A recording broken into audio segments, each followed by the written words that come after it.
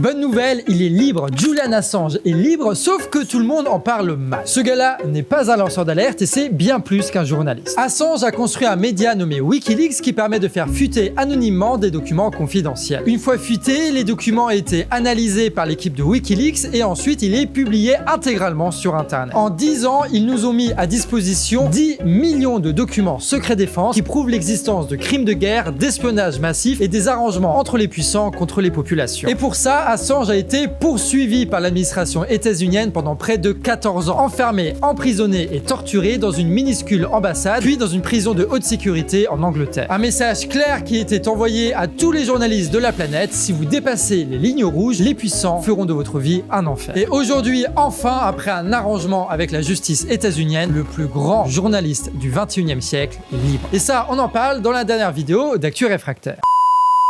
Quand je vous avais dit que Glucksmann n'avait rien à voir avec eux, je vous renvoie vers les précédents épisodes de La Farce Tranquille. On y est. Le Canard enchaîné du 12 juin rapporte un propos d'Olivier Faure qui disait avec la dissolution, le résultat de Glucksmann est effacé. Et oui, parce que Glucksmann n'a jamais été encarté au PS.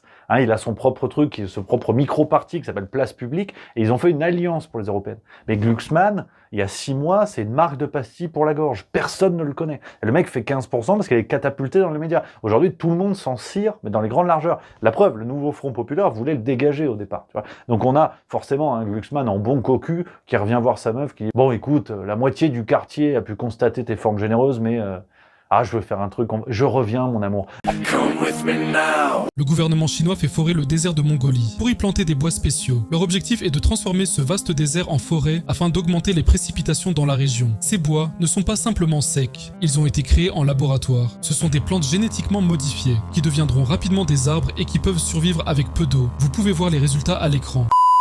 Pour moi, je comprends les socialistes, je comprends les écolos, mais je comprends pas du tout les gens qui sont à LFI, mais c'est sûrement de ma faute, c'est simplement, je comprends pas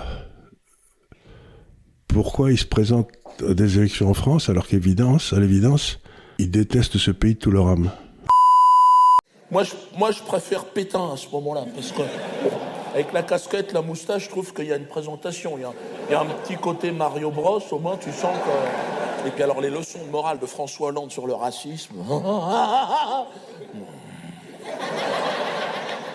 N'importe quoi, là. C'est le premier président en exercice qui la ramène sur la traite des Noirs. On lui a rien demandé, l'autre. Et un jour, il a eu envie, il a parlé de ça. Il a pris le micro. Bon, j'ai réfléchi en tant que président, par rapport aux négros qu'ils en ont chié, il n'y aura pas de réparation. Oh merde! Ça, c'est une surprise, François. Oh, mais ferme ta gueule, putain.